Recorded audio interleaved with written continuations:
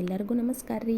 ಎಲ್ಲರೂ ಹೆಂಗದಿರಿ? ಎಲ್ಲರೂ ಆರಾಮದಿರಿ ಅಂತ ಭಾವಿಸ್ತೇನೆ ರೀ. ನಾನು ಕೂಡ ಆರಾಮದೇನಿ. ಬರ್ರಿ ಇವತ್ತಿನ ಒಂದು ಹೊಸ ರೆಸಿಪಿ ತುಂಬಾ ಈಸಿಯಾಗಿ ಹಾಗೆಯೇ ಚಹಾ ಒಡಿಲಾರ್ದಂಗೆ ಯಾವ ರೀತಿಯಾಗಿ ನಾವು ಬೆಲ್ಲದ ಚಹಾನ ಮಾಡೋದು ಅಂತ ತೋರಿಸ್ಕೊಡ್ತೀನಿ. ಇವಾಗ ನೋಡ್ತಾ ಇರ್ಬೋದು, ನಾನಿಲ್ಲಿ ಹಾಲು ತೋರಿಸ್ತಾ ಇದ್ದೀನಿ. ಒಂದು ಪಾತ್ರೆಯಲ್ಲಿ ಹಾಲಿತ್ತು, ಅದನ್ನು ಬಿಸಿ ಇಟ್ಕೊಂಡಿದ್ದೀನಿ. ಅದಾದ ನಂತರ ನಾನು 1 ಕಪ್ ಆಗುವಷ್ಟು ನಾನು ನೀರನ್ನು ಹಾಕ್ಕೋತಾ ಇದ್ದೀನಿ. 1.5 ಕಪ್ ಆಗುವಷ್ಟು ನೀರನ್ನು ಹಾಕ್ಕೊಂಡು ಚೆನ್ನಾಗಿ ಕುದಿಸ್ಕೊತೀನಿ. ಅದಾದ ನಂತರ ಇದಕ್ಕೆ 1.5 ಟೇಬಲ್ ಸ್ಪೂನ್ ಆಗುವಷ್ಟು ನಾನು ಟೀ ಪೌಡರ್ನ ಹಾಕ್ಕೋತಾ ಇದ್ದೀನಿ.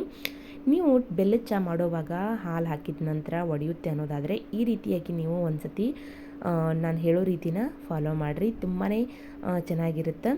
ಅದಾದ ನಂತರ ನಾನು ಒಂದು ಸತಿ ಹಾಲನ್ನು ಬಿಸಿ ಮಾಡ್ಕೊಂಡು ಇಟ್ಕೊಂಡು ನೋಡ್ತಾ ಇರ್ಬೋದು, 1.5 ಟೇಬಲ್ ಸ್ಪೂನ್ ಆಗುವಷ್ಟು ಚಹಾ ಪೌಡರ್ನ ಹಾಕ್ಕೊಂಡು, ಅಂದರೆ ಟೀ ಪೌಡರ್ನ ಹಾಕ್ಕೊಂಡು ನಾನು ಚೆನ್ನಾಗಿ ಕುದಿಸ್ಕೊತಾ ಇದ್ದೀನಿ. 1-2 ನಿಮಿಷ ಅದು ಕುದಿಬೇಕು. ಅದಾದ ನಂತರ ಇಲ್ಲಿ ಬೆಲ್ಲನ ಹಾಕ್ಕೋತಾ ಇದ್ದೀನಿ. 1-2 ಟೇಬಲ್ ಸ್ಪೂನ್ ಆಗುವಷ್ಟು ನಾನು ಬೆಲ್ಲನ ಹಾಕ್ಕೋತಾ ಇದ್ದೀನಿ.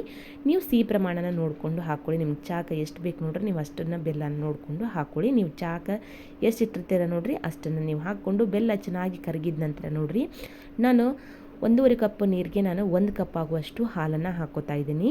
ನೀವು ನೋಡಿಕೊಂಡು ಹಾಲನ್ನು ಹಾಕ್ಕೊಳ್ಳಿ. ನಿಮಗೆ ಜಾಸ್ತಿ ಬೇಕು ಇದ್ರೆ, ಇನ್ನೂ ಸ್ವಲ್ಪ ಜಾಸ್ತಿ ಬೇಕಂದರೆ ಸ್ವಲ್ಪ ಜಾಸ್ತಿನೇ ಹಾಕ್ಕೊಳ್ಳಿ. ಸಾಕು ಇಷ್ಟು ಅನ್ನೋರು 1 ಕಪ್ ಆಗುವಷ್ಟು ಹಾಲನ್ನು ಹಾಕ್ಕೊಂಡ್ರೆ ತುಂಬಾ ಚೆನ್ನಾಗಾಗುತ್ತೆ.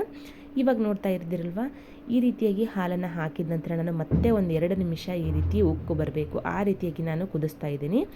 ಇದು ಚೆನ್ನಾಗಿ ಕುದಿ ಬಂದ ನಂತರ ನಾನು ಸೋಸ್ಕೊತಾ ಇದ್ದೀನಿ. ನೋಡಿರಿ ಇಲ್ಲಿ ಫ್ರೆಂಡ್ಸ್, ದೊಡ್ಡದೊಂದು ಯಾವುದಾದ್ರೂ ಒಂದು ಪಾತ್ರೆಗೆ ಸೋಸ್ಕೊಂಡು ಅದಾದ ನಂತರ ನಾನು ಕಪ್ಪಿಗೆ ಹಾಕ್ಕೋತಾ ಇದ್ದೀನಿ. ಈ ರೀತಿಯಾಗಿ ಸೋಸಿದ ನಂತರ ಒಂದು ಕಪ್ಪಿಗೆ ನಾವು ಹಾಕ್ಕೊಂಡ್ಬಿಡೋಣ.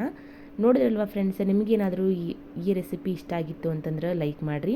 ಹಾಗೆಯೇ ನೀವು ಕೂಡ ಬೆಲ್ಲದ ಚಹಾ ಮಾಡಿಕೊಂಡು ಕುಡೀರಿ. ಹೆಂಗಾಗಿತ್ತು ಅಂತ ನನಗೆ ಕಮೆಂಟ್ ಮೂಲಕ ತಿಳಿಸ್ರಿ.